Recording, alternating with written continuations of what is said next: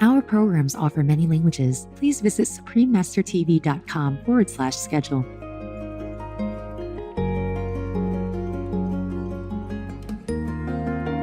Fasting can create an environment where the body can get rid of pathogenic bacteria in the gut. In fact, we believe that fasting is like rebooting the hard drive in the computer, including when it comes to gut microbiome. Continue watching to find out more.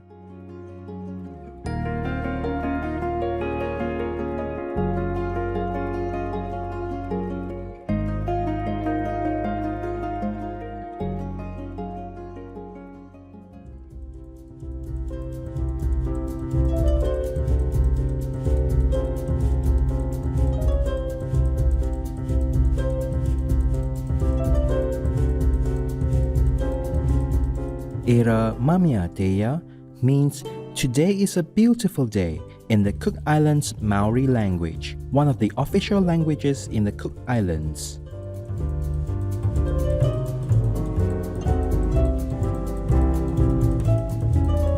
Right viewers, my name is Taina. The people of the Cook Islands wish for your heart to sparkle radiantly.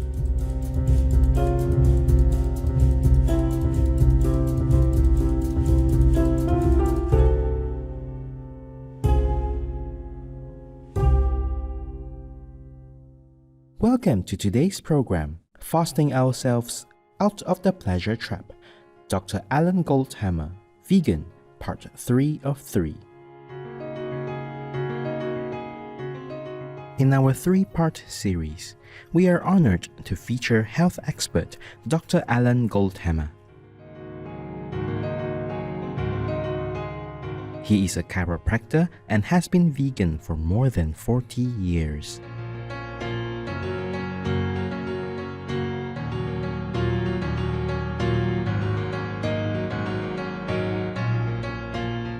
To encourage the public to return to a healthier life, Dr. Goldhamer co-authored the book, The Pleasure Trap, Mastering the Hidden Force That Undermines Health and Happiness, to share his insightful observations on removing barriers to wellness and the practice of water fasting.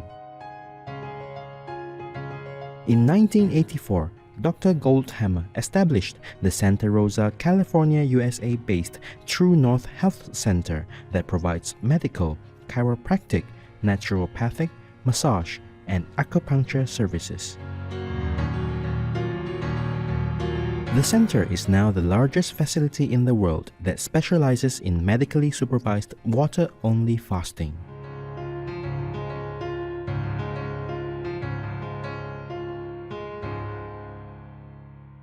During previous episodes, Dr. Goldhamer discussed how many chronic conditions affecting us today, such as obesity, diabetes, cardiovascular disease, and autoimmune disorders, are predominantly the result of excess eating. He says the result we find it difficult to control our appetites is that we are caught in the pleasure trap.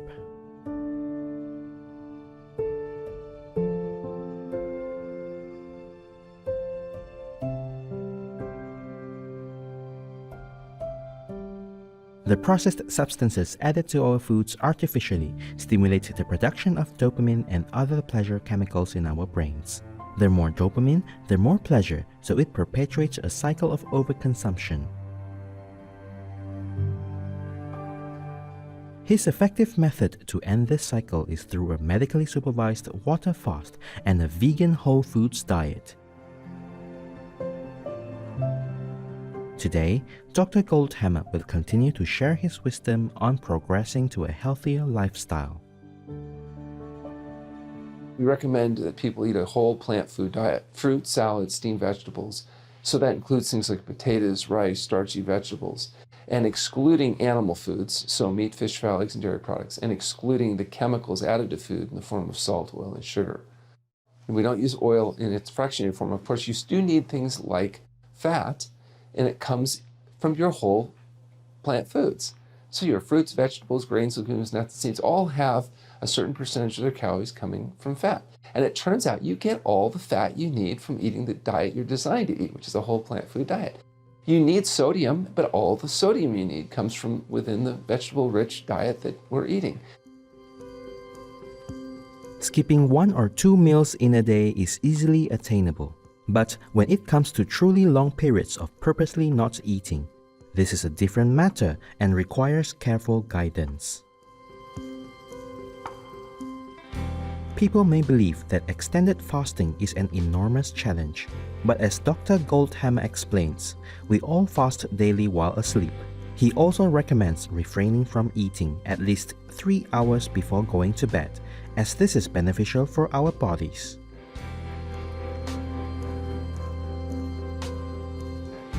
I might want to point out that fasting is done by everyone. Everybody fasts when they go to bed at night and they don't eat for whether it's 6 hours or 8 hours or 10 or 12 or even, as we often recommend, 16 hours. People are fasting, and then they break that daily fast with something often called breakfast or break fast. And so now the question is, what about with intermittent fasting? What if we narrow the feeding window, which is often recommended? So by not eating 3 hours before you go to bed, let's say you don't eat after, say, 6 o'clock, and you don't eat breakfast, say, before 9 a.m., well, now you've got a period of anywhere from 12 to 16 hours, depending on the specifics, where you're fasting. And some have suggested that even that brief period of intermittent fasting is enough to induce hormone changes and other changes over time, cumulatively, that may have health-promoting benefits.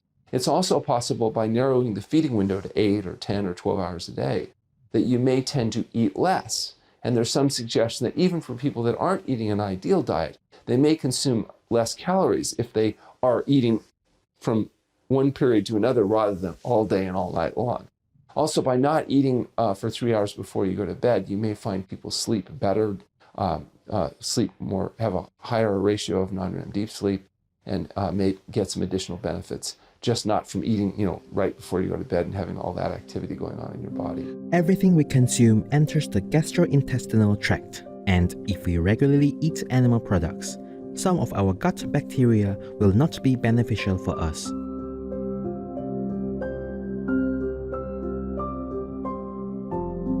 A fast can reset our system and clear out bad bacteria that can cause health issues like autoimmune disorders and replace them with good bacteria if we then embrace a vegan lifestyle.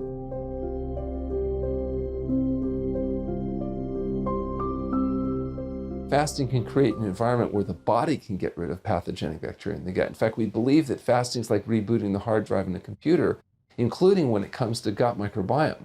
You have 5 pounds of bacteria living in your intestinal tract right now, maybe 1,000 different strains. These are living creatures, living, eating, drinking, and defecating inside you right now.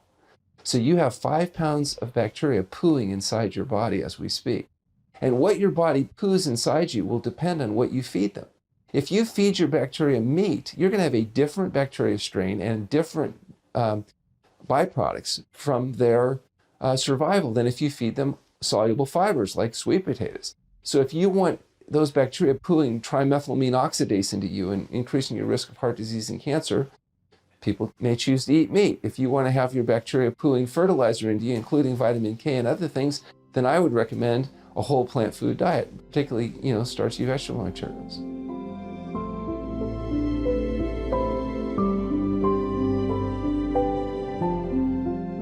For people currently in the pleasure trap and craving unhealthy addictive substances, fasting is a positive step towards change by giving the body time to heal.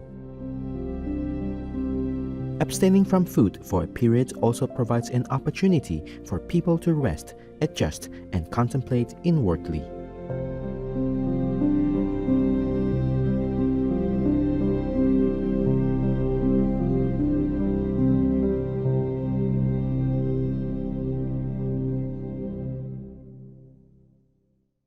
The reality is that it's difficult to get people that are addicts to quit their addictions. If they're smokers, it's hard to quit smoking. Interestingly enough, by the second day of fasting, most smokers report no cravings for cigarettes.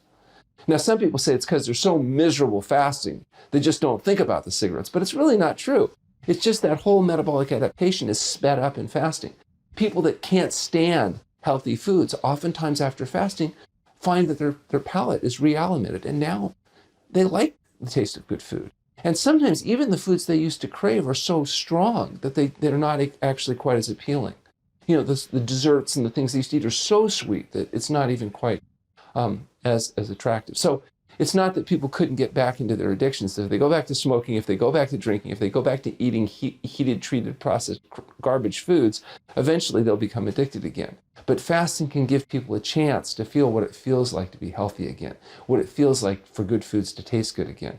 So, and I think that's why virtually every religion, from the Jains to the Jews, to the Hindus, the Muslims, the Christians, all have traditions of fasting in their narrative. They all understand that fasting may affect how you think about yourself and the world around you. And we use it not just for emotional and spiritual and mental reasons, but also for physical benefit.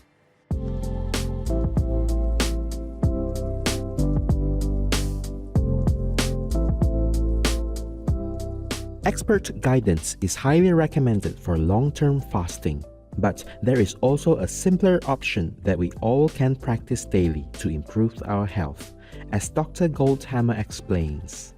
Well, there is a really effective way, and that's healthful living. So people that adopt a whole plant food SOS-free diet, get regular exercise, and get appropriate amounts of sleep tend to find their overall balancing mechanisms being corrected. There is no exogenous pill, potion, or powder that's going to make up for your indiscretions. And, that's what everybody's always looking for. What can I do so that I can achieve healthy weight and health, but without actually having to escape the pleasure trap? What people need to do is learn how to escape the pleasure trap so they can live healthfully, and the body will do what it does best, and that's heal itself.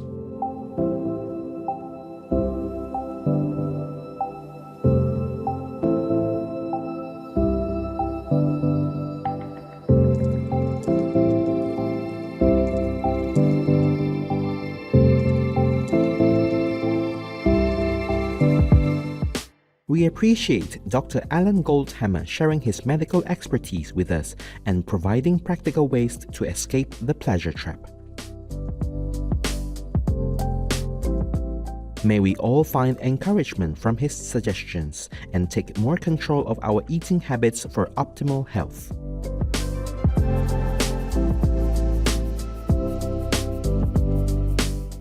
To learn more about the True North Health Center, please visit healthpromoting.com. Dr. Goldhamer's book, The Pleasure Trap, is available at amazon.com. Virtuous viewers, we are glad to have had you with us today. Up next is Buddhist Stories, The Land of Amitabha Buddha, Part 4 of 7 on Between Master and Disciples, right after noteworthy news. May your pure heart beautifully blossom like a fragrant flower.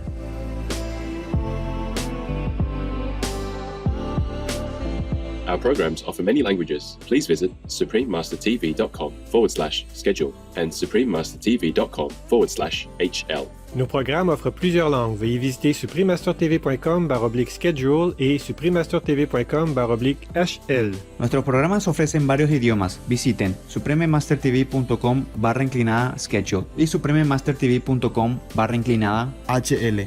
รายการของเรามีให้หลายภาษาโปรดดู suprememastertv.com/schedule และ suprememastertv.com/HL